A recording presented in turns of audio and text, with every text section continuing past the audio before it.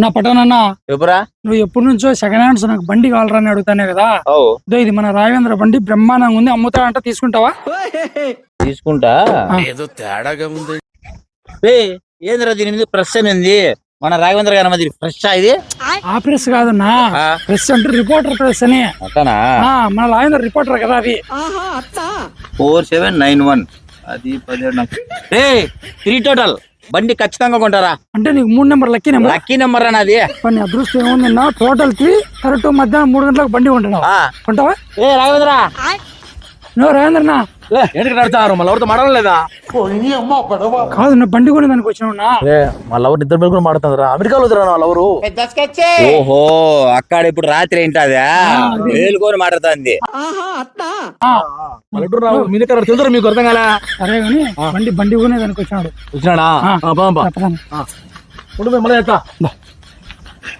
ఏం లేదు, బండి తీసుకున్నాడు. ఒకసారి ఆర్సీ చూపి మనకి. 2014 10 సంవత్సరాలు 80,000 చాలా తక్కువ తిరిగినావే. ఇంటికాడికి ఆఫీస్ బండి ఇప్పుడు అలాగే ఉంటదా? సరే, ఎంతో చెప్తే నేను ఫోన్ పే కొట్టచ్చా నీకు? 30,000. 30,000 ఫోన్ పే నెంబర్ చెప్పు. కొట్టు. 30,000 కొట్టినా చూడు. వచ్చింది కాదు, మళ్ళీ నీకు మంచిగా మధ్య సంబంధం లేకుండా అగ్రిమెంట్ రాపించుకోండి. సంతకం పెడతావు కదా? ఇంటికి పెట్టాను. బండి కొన్నాక నేను పెడతా, నువ్వు కూడా పెట్టాల్సిందే. నేను పెడతా. కదా అగ్రిమెంట్ బండి నీకే సొంతం. 3 పేపర్లు పెట్టాడు. ఇది వచ్చేసి మంచిది, ఇది వచ్చేసి నీ దగ్గరికి సంతకం పెట్టాడు.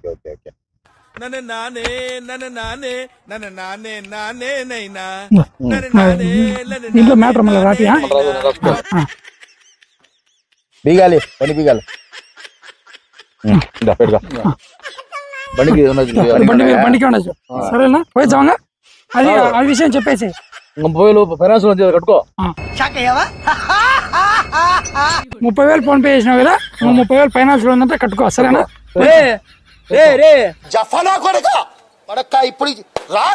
ఏందిరా 30,000 అంటే లెక్కించిన, మళ్ళీ ఫైనాన్స్ ఏందిరా? నాకేం సంబంధం రా? అది చెప్పు, నాకు చెప్పాలి కదా ముందు. అంటే కాదు నా బండి 30,000 చెప్పింది, కానీ ఫైనాన్స్ 30,000 ఉంది. అందుకని చెప్పి 30,000 కట్టుకో. సరేనా, పోయి ఉంటాం. నిజంగా చెప్తున్నానండి, ప్రపంచం అంతా దొంగ నా కొడుకులు. నిజంగా నాకు కంట్లో నీళ్ళు వస్తాయి. దొంగ నా కొడుకులండి, దొంగ. ఎవరిని నమ్మడానికి వీల్లేదు, చుట్టూ ఉండదు దొంగ. సంవత్సరా ఆ బండి 10,000 కూడా పోదురా. 30,000 మించావరా? థ్యాంక్ సంవత్సరా. ఇంకోటి దానికి కుక్కు పని చేయదు, తెలుపు పని చేయదు, టైర్లు కూడా లేవు. ఎంతకి తెగించారా? థ్యాంక్ సంవత్సరా. సరేనా, కమిషన్ ఉన్నా నీ కమిషన్ 5,000 కొడతారా? కొడతారా? మిమ్మల్ని నమ్ముకుని దానికి నాశనం చేశారు కదా నా కొడకల్లారా. మనం తెలుసో తెలియకో చేసిన తెలివైన పని ఏమిటి? అబ్బా, ఈ మానవులకు కనిపించకపోవటం. మనం కనిపించమన్న నమ్మకంతోనే వాళ్ళు పూజలు చేస్తున్నారు. ఏం దీనికి సెల్ఫ్ కూడా లేదా? కనిపించినా నమ్మరు. అందుచేత పనిచేసే వాళ్ళని అనుగ్రహించాలే తప్ప ఏం బీగాలు పెట్టినాడో వీడికి ఏమో. పూజలు చేసేవాళ్ళని కాదు. పెట్రోల్ కూడా లేదు కదరా నా కొడకల్లారా. అబ్బా, నాశనం చేశారు కదరా నన్ను స్వామి. పనులు ఆగిపోతాయి, పూజలు మిగిలి. ఇంత మోసగాళ్ళేమిరా మీరు? సో వీడియో అయితే చూసినారు కదా. ఈ వీడియో యొక్క ముఖ్య ఉద్దేశం ఏంటంటే, మన పటాన్ని అనుభవించినాడు కాబట్టి చెప్తాడు. ఒకసారి చెప్పున్నా.